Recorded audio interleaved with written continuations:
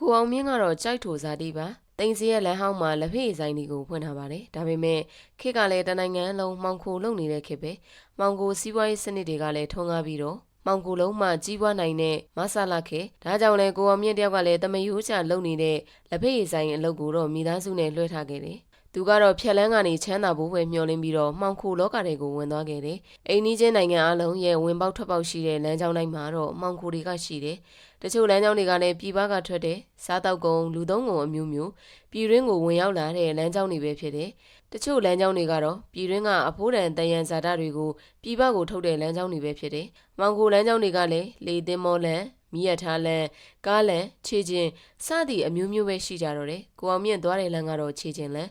ဒေါ်ရီတောင်တွေကိုကြော်ရတယ်တောနယ်ကြီးတွေကိုဖျက်ရတယ်ဒါပေမဲ့လမ်းမဆရာတော့မရှိဘူးဒေါ်ရီတောင်တွေကြီးမှာလည်းမှောင်ခိုတွေသွားလာနေကြတယ်မှောင်ခိုလူသွားလမ်းတွေကလည်းဖွေးနေတာကိုအောင်မြင့်ဟာလည်းမိတ်ဆွေ၃ယောက်နဲ့အတူတောလန်းအတိုင်းပဲထိုင်းနယ်ဆက်ကမျိုးလေးတစ်မျိုးစီကိုဥတည်သွားနေတာပဲဖြစ်တယ်ဒါလိုသွားနေတော့မှပဲတောနယ်ကြီးတနေရာရောက်မှာတော့လူပီလူကြီးတကောင်က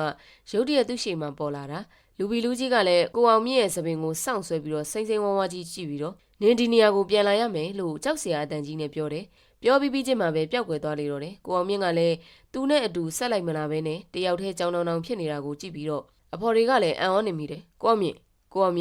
အဖော်တွေကအော်ခေါ်နေတော့တယ်ကိုအောင်မြင့်ကတော့မကြားသလိုနဲ့ကြောင်တောင်နေမြင်နောက်ဆုံးဘလို့မှခေါ်လို့မရတော့အဖော်တွေကလည်းကိုအောင်မြင့်စီကိုပြေးလာကြတော့တယ်ကိုအောင်မြင့်ကလက်ကိုကင်ပြီးတော့ဆွဲရံတယ်ကိုခန္ဓာကိုယ်လည်းလှုပ်တယ်ဒီတော့မှတစုံတယောက်ရဲ့ပြူစားခြင်းခံရတာကနေလွတ်မြောက်သွားသလိုပဲကိုအောင်မြင့်ကသတိပြန်ရလာတယ်အတိလဲဝင်လာတယ်ဘာဖြစ်သွားလဲကိုအောင်မြင့်အဖော်တွေကမေးတော့ကိုအောင်မြင့်ကလည်းသူကြုံတွေ့ရတဲ့အဖြစ်အပျက်ကိုပြန်ပြောပြလေတော့တယ်လူပဲလူကြီးကိုမမြင်ရတဲ့အဖော်တွေကလည်းကိုအောင်မြင့်ပြောသမျှကိုတအံ့တော်နဲ့နားထောင်နေမိတယ်ရုံရခက်မယုံရခက်ဖြစ်နေတော့တယ်နောက်ဆုံးကိုအောင်မြင့်ကိုဖြောင်းဖြနှိပ်သိပ်ပြီးတော့သူတို့ရဲ့ခီးကိုပဲဆက်သွားကြလေတော့တယ်ဒီခီးစဉ်ကတော့ကိုအောင်မြင့်ရဲ့ပထမဆုံးခီးစဉ်ဖြစ်ပြီးတော့နောက်ဆုံးခီးစဉ်လည်းဖြစ်သွားခဲ့တယ်ကိုအောင်မြင့်တယောက်ကတော့နာနာဘွားလူပလူကြီးရဲ့ထိတ်လန့်ကြောက်ရွံ့စရာရုပ်အသွင်တန်ကိုဖျောက်ဖျက်လို့မရဘဲနဲ့အချိန်တိုင်းလိုခြောက်ချနေရတယ်အဲ့ဒီကနေစိတ်ဓာတ်ဆန်ဆန်ယောဂများကတ်ဆွဲပြီးတော့ခန္ဓာကိုယ်ကလည်းဂျုံဂျုံကြတဲ့အထိကိုဖြစ်သွားခဲ့တယ်အင်္ဂလိပ်ဆေးဆရာတိုင်းရင်းဆေးဆရာပယောဂဆရာတွေနဲ့လည်းတစ်နှစ်လောက်ကူမှသူယောဂကပျောက်ကင်းသွားလေတော့တယ်အဲ့နောက်မှာတော့ကိုအောင်မြင့်ကလည်းစီးပွားရေးတွေကောင်းလာပြီးတော့လူချမ်းသာတယောက်လည်းဖြစ်လာတယ်ရန်ကုန်မြို့လည်းမက်ကိုလန်းလိုနေရာမျိုးမှာတော့မှကိုပိုင်တိုင်းနဲ့ကိုပိုင်ကားနဲ့ဖြစ်သွားတယ်ဒါမင်းနဲ့ကိုအောင်မြင့်အသက်ကမရှိရှာပါဘူးသူ့အသက်40ကျော်ရုံလေးမှာပဲလူလောကကြီးကနေထွက်ခွာသွားခဲ့တယ်သွေးကင်ဆာယောဂနဲ့ပါသူမောင်ကိုကူးသွားရင်းနဲ့တောနယ်ကြီးတဲ့ကနန္နာဘွားကောင်လူပလူကြီးနဲ့တွေ့ခဲ့တဲ့အချိန်ကစပြီးတော့နောက်15နှစ်20အကြာမှာတော့ကွယ်လွန်သွားခြင်းပဲဖြစ်တယ်နန္နာဘွားအကောင်ကြီးကြိုတင်ပြောလိုက်တယ်လို့ပဲတောနယ်ကြီးတဲ့ကိုပြန်ရောက်သွားတာလားမရောက်တာလားဆိုတာကတော့သူကလွဲပြီးတော့ဘယ်သူမှမသိပါကိုအောင်မြင့်မသေးခင်မှာကျွန်တော်မေးမိတာကတော့ကျောင်းမက်ဖွယ်ရပုံတရံနဲ့လူပီလူကြီးတကောင်ကဟုတ်တယ်လူပလူကြီးလိုပဲ